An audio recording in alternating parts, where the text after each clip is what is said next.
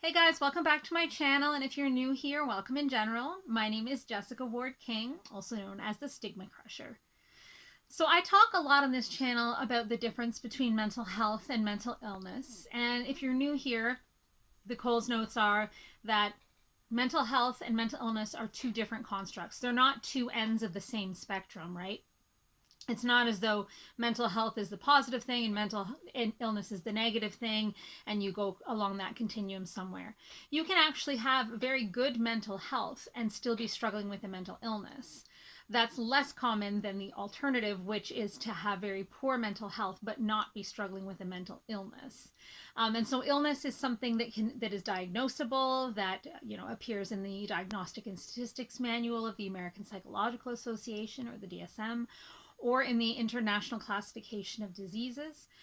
It is something that has a specific symptom profile and that can be usually treated with therapy, either medications or talk therapy or all other kinds of therapy. And mental health is something that we all have, right? Mental health is something that we need to take care of. Mental health is something that we need to make sure that we keep on top of to improve. And it's the same thing with physical health and physical illness, right? So physical health is something that we all have and we have to work to keep up with. So that's eating right, that's exercising, that's getting the sleep we need, that's doing all of the things that keeping our personal hygiene up to snuff, all of the things we need to do to keep our physical bodies working in the way that they're intended to work. Physical illness happens when you have either a virus or a bacteria or a malignancy or a tumor of some description, or your hormones get out of whack, or something in the body malfunctions for some reason. So health and illness are not the same thing. They're not two ends of the same spectrum. And so the reason that I'm talking about this, I've talked about this a little bit before, and the reason that I'm reintroducing this concept is that I saw a video earlier this week, and I will link it in the box down below, the description box down below, that where a commentator from Great Britain was discussing how mental health is being, as a term and as a topic, is being overly used, almost abused, misused, and that it's really become something that it's not supposed to be. And so I wanted to kind of reflect on my interpretation of that topic today. And so let's just go ahead and get right into it. So anyone that's been around for the last, let's say around 20, 30 years has seen a atmospheric rise in the discussions around mental health and mental illness, actually. And so it really, I mean, it's been going on since about the 1950s, when the first psychiatric medications were found, they were discovered, and suddenly all of those folks that we had put away into insane asylums or psychiatric facilities, it suddenly wasn't just that they were busted and that was it and they were just had to go away for the rest of eternity. Suddenly there was something we could do about it, and suddenly it wasn't that there was question about, well, what's the stigma around this? If it's treatable, if it's something that's medical, that you can get better from, then how do we treat it in society? Are we supposed to just shun it like we had before? Are we supposed to be embarrassed about a family member having a mental illness like we were before? Or is this something that we need to advocate for our family members? We need to get them better treatment. And then in the 70s, with deinstitutionalization, which is where a lot of those folks that were thought to be chronically ill for life were able to actually leave the institutions, and then consequently governments started closing them en masse and sending vast quantities of folks that were only being treated with kind of the first generation of medications out onto the streets. A lot of them weren't able to access services because even though they were closing the asylums, they weren't opening a lot of community centers, and the community mental health programs were not being put into place quickly enough. And so you did end up with a large influx of folks onto the streets as well, as just out into the community. And so that spurred on the conversation about mental health and mental illness. And I would say around the late 80s, early 90s, when Prozac came onto the scene, so fluoxetine, and then all of the other second generation antidepressants and second generation antipsychotics came onto the scene, then the conversation really revved up again, and it became, and a lot of the advertisements came onto the, the airwaves and the television saying that, these mental health issues and mental illnesses are treatable, that there's no need to be ashamed, that it's just like having diabetes. You could take insulin for diabetes, so why wouldn't you take Prozac to treat depression? And, just ask for the help, get help. There's help out there for you. And a lot of that stigma that had gone along with the asylums, that had gone along with lobotomies, that had gone along with shock treatment, that with homelessness and mental illness, those things were starting to be called into question. And since then, the press around mental health and mental illness has gotten more and more and more, with a lot of patient advocacy groups really advocating for patients and for destigmatizing mental illness. And really, what the issue here is that they were a lot of folks, the psychiatric community, the patient advocacy community, were saying, if you don't ask for help because you feel so stigmatized about your mental illness, then you can't get the help and you won't get better. And we were seeing suicide rates rise, particularly in young people and in youngish to middle-aged men. And, people saying that there's help for these people if only the stigma could be reduced and they could reach out. And so there's been this push to do fundraisers for mental health, and foundations have been put into place to do more research so that our medications and our treatments can be better researched, better scientific basis for them, so that new treatments can be developed, and so that we can destigmatize illnesses and mental health in general. And I think where really for me, where the whole campaigning has gone wrong is in the focus on mental health. I have heard, and I've mentioned this before too, but it's a real pet peeve of mine. I hear a lot, actually, people say things like mental health illnesses. It's like mental health has become a word, and it's mental health illnesses, mental health conditions, mental health disorders, mental health, without realizing and recognizing that dichotomy between mental health and mental illness being two different things. And so I think a lot of the times when, for example, celebrities are coming out for mental health and starting foundations for mental health, but really what they're talking about is their experience with mental illness. And we don't see the difference between those two things and the important difference between those two things. And so while a lot of times folks are talking about particularly symptoms of mental illness when they're talking about the ill effects of depression, for example, or anxiety, when we couch it in terms of mental health and we say mental health like depression and anxiety, we're not really getting at the issue here, because again, everybody has mental health and we do need to protect our mental health, and there needs to be mental health promotion so that people can be prevented from becoming mentally ill, or so that if someone starts to get a little bit ill, they can get treatment very quickly and really try to retain their mental health as best they can. But what that commentator in that particular video was saying was that, okay, and he recognized if you have mental illness, if you have major depressive disorder, you have anxiety, you have schizophrenia, totally legitimate. You need to get the help. The help is available. Absolutely nobody should suffer with those illnesses. That's not what he was saying. What he was saying was that everybody seems basically to be turning into a snowflake, and that, whereas for especially the British people, that stiff upper lip idea, the whole concept of, that we get on with things, is starting to erode away. And in its place comes, oh, mental health, my mental health is being assaulted. I'm not able to take care of my mental health.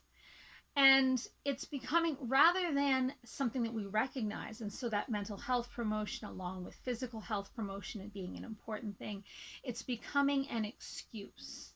It's becoming something that is a weakness. Mental health and resiliency are not really what's being pushed here.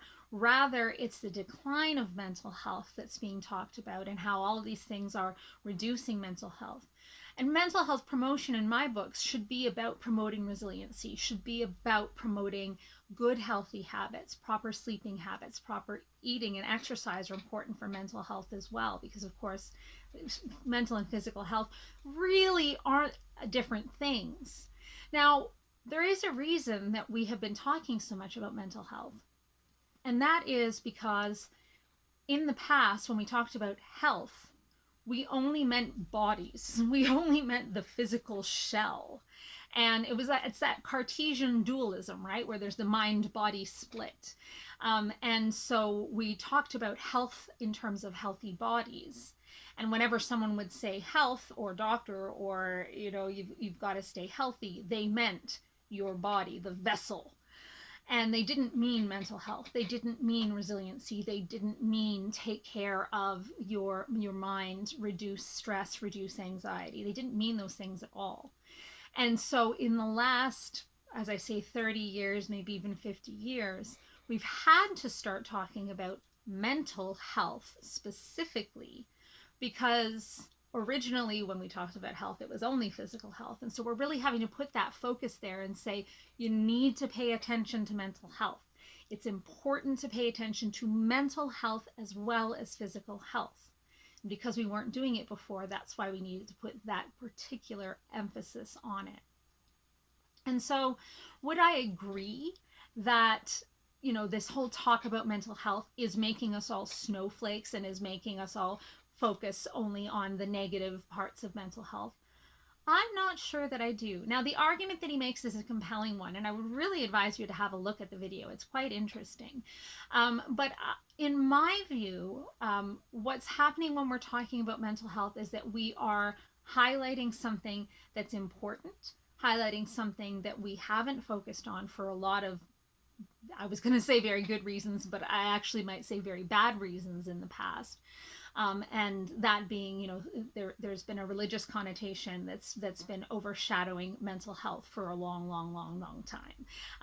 Ever since, the Middle Ages and before that, where mental health and mental illness in particular were linked with the devil, demonic possession, with not being a good Christian or not being the chosen one or any of those kinds of things, the chosen people of God. And so there's been that religious overtone. There's been the aspect of sin in Christian communities around mental health and mental illness, that if only you would pray more, you wouldn't have poor mental health or mental illness. And so that stigma has risen, and that is why, largely in my view, that's why we have to have this concentration now on mental health. Do I think that it's just going to get more and more and more so that everything's about mental health? No, I don't really. Because I think that over this time, and right now we're seeing it a lot, there's constantly talk about mental health, and it was pointed out that there seems to be a lot of virtue signaling from corporations, that when it becomes World Mental Health Day or Mental Health Awareness Week, that corporations are very quick to put in there like, yeah, we support your mental health, without doing anything. The same thing happens with the LGBTQ community and Pride. Whenever it's Pride Month, communities are like, yeah, rainbow this, rainbow that, we support you, without actually doing anything. So that's an argument too. And it's kind of, his argument is a little bit all over the place, which is why this one is as well. But I'm thinking that the focus in modern times on mental health isn't just going to ratchet up and ratchet up and ratchet up until all we talk about is mental health. Really, it's trying to redress the balance. And once people have actually really gotten the message that mental health is important and that mental illness is important, and that the two things are distinct constructs, that the conversation can shift to other things. But I don't think society has gotten there yet. And so as long as people think that mental health and mental illness are two ends of the same spectrum, and as long as people are equating mental health and mental illness with religion, in those religious terms, we are going to have the need for talking about mental health. As long as there are people that are refusing to get help, to ask for help, to get treatment because of stigma, as long as there are people that are worried about losing their jobs or losing their families because of the stigma against mental health and mental illness, we are going to need to be having these conversations. And do I think the stigma has been beaten yet? No. We've had a lot of celebrities recently come out with their stories of mental illness, but it's still not eradicating the stigma. That's going to take quite a lot longer and quite a lot more effort than just a handful of celebrities talking about their experiences. Is it important to talk about those experiences? Yes, absolutely. And that doesn't mean that they're trying to be special snowflakes or that they're trying to encourage others to be special snowflakes either. Now, another aspect of that video is him talking about that there are folks that are being treated for mental illness when in fact what they have is a deficit in mental health. I think that is absolutely the case. Folks go into their general practitioner, their family doctor, and say, that they've been feeling down lately and that things are hard. And general practitioners will often jump immediately to medications, even when something else like talk therapy or like simply just having a listening ear or solving some of the practical problems of life would be more suitable and more helpful. I do absolutely think that's happening. And part of the problem is our medical system here in the West, where doctors spend approximately 10 minutes on average with each patient, which is not nearly enough time to find out what's really going on. There's also a lot of stigma around being, really successful in terms of finances, in terms of having friends, in terms of a love life. And so going to your doctor and admitting that you're having financial troubles, admitting that you're having troubles, let's say with relationships or in the bedroom, admitting that you're having troubles making friends or keeping a job, those things are also highly stigmatized. In fact, they're more stigmatized in some circles than is mental health these days. And so it's easier for the patient and for the doctor to say, oh, it might be depression or anxiety, pop a pill, see if that helps, come back and see me in 6 to 8 weeks, because it'll take that long for a medication to kick in. And so, folks go away. They're being treated now for mental illness when they do these surveys or these polls or whatnot. Are you being treated for a mental health condition or mental illness? Yes, I am. And then you see the numbers skyrocket. We've really lost a lot of the kind of the social worker type work that goes on, that needs to go on with folks that are struggling with their mental health and their resiliency and the psychosocial stressors and factors in life that make life hard, because life is hard. But that doesn't, and mental health is hard to keep up, particularly when these stressors and this life is so difficult. Now during inflation, these times we're going potentially into a recession, political times are in upheaval. Those things make life hard, and but they don't necessarily make mental illness. They could, in some individuals who are susceptible, trigger mental illness to start, but they really are insults to mental health and not to mental illness. So are there a lot of people being treated for mental illness that don't necessarily need to be? Sure, there are. Again, as we continue to talk about these things, to educate ourselves, to do research on these things, I think the tides there will change as well. And people will realize that the medications, and doctors and GPs will be trained that the medications maybe aren't the first port of call for some issues, for some things that are really mental health issues and not issues of mental illness. And I think even amongst family doctors, that distinction isn't always made, or they don't often have the time or the resources to make that distinction in their daily practice. So it was a really interesting video, a lot of really interesting points brought up. But the whole point and the provocativeness of the video is to say that, well, we focus too much on mental health and we don't need to be, and just get on with life. Life is hard, stiff upper lip, and, like all of our forefathers have before us, just get on with life. That's a very provocative headline because, as we say right now, there is such a focus on mental health. And so I think that the video has a very provocative headline, but actually a very good message in terms of being careful about the difference between mental health and mental illness, being careful not to treat one as part of the other, that they're not on the same continuum, and that some of the treatment of mental health concerns, in fact, the treatment of mental health concerns in general, is not medications, but is instead more psychosocial work. So working through the problems of everyday life, working through resiliency and stress response, and not jumping straight into psychiatry and into medications and those kinds of things. So really, I would advise you have a look at that video. It's not very long. It's a new segment, so it's just a couple of minutes. And I would love to hear what you think, your take on his video, as well as on my take on his video. So please do comment down below, and I will see you in my next one. Take care, everyone. Bye. Stigma Crusher.